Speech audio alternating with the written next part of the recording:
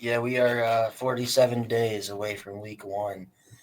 Um, so looking forward to it. Let's talk about the commitment that Notre Dame just got in, 3-star safety Nick Reddish. I still personally think is underrated. But as Ben likes to say, I say this about every single Notre Dame recruit. Well, no, I was Uh, gonna say, can you tell me a player who was overrated by Notre Dame recruiting this Yeah, year?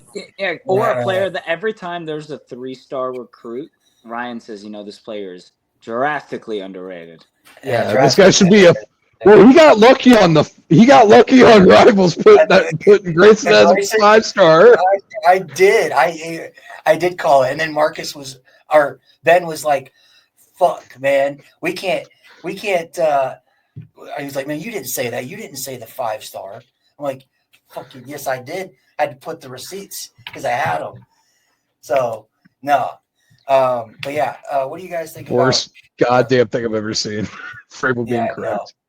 I know. What are your guys' thoughts on Reddish, Sean? Yeah, I think this is a great get. I think it's very underrated.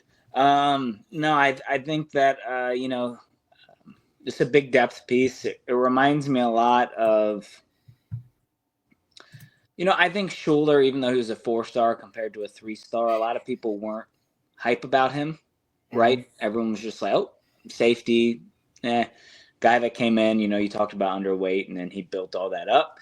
This is a guy that I could see, I'm not comparing him to Schuler play wise. I'm comparing him to Schuler fan base wise, how it felt like fans weren't really all that pumped or hyped like they are like Blair or all these players. So O'Brien. So I think that fan base right now it doesn't seem like everyone's just like, oh, but we're so like another piece of the puzzle. But I think that this guy, when he's probably a upperclassman, like a junior senior, we'll see him as a guy that I think he's going to be a great special teams contributor right away, and I Mm-hmm. think that he will be a big time player when he's an upperclassman. I do think it's going to take some development, but especially with the safeties we got in this class and defensive backs. But I think he's going to be somebody to watch out for. What do you think, Ben? I'm just looking at his tape here. A lot of it seems like he's got the mental game down a decent amount. He's able to read. He's able to do just all the mental. He's always find. I understand it's the highlights. Of course, he's got to find the ball in the highlights. He's always finding his way to get to the ball. But a lot of the highlights, like we saw one, he chased down a kid.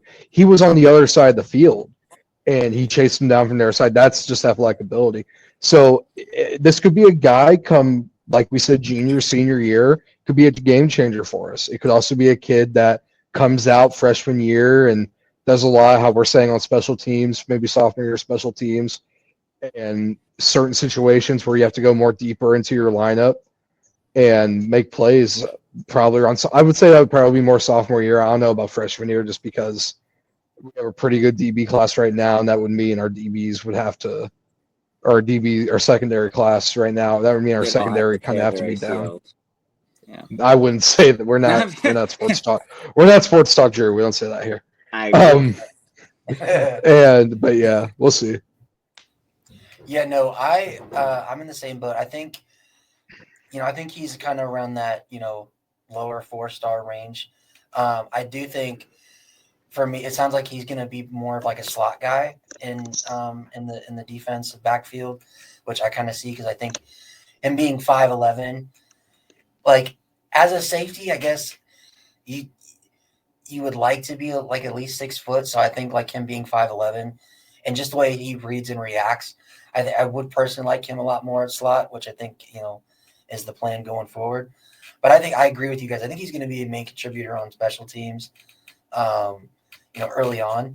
And then I think by the time he gets to that what's crazy is like, Sean mentioned junior, senior year. I feel like now with Mike Mickens, that development has rapidly increased. Like, who would have sat here and thought 2 years ago that we'd be talking about Luke Talich, who was a walk-on, possibly starting at free safety? And who would have thought that Carson Hobbs, only being in the system for less than a year, would be possibly pushing Christian Gray for a cornerback 2 spot? You know what I mean? Yeah. It's crazy. And so that's why I think Nick Reddish, I like his size. I like his frame. I like his athletic ability. You give him slot, which slot's been one of those positions where Notre Dame kind of just went to the portal and filled with guys every year. Maybe he's that, that stopgap where like you take another portal guy and then it's Reddish's time and you got your starting slot guy for the next. Yeah. So I like it a lot.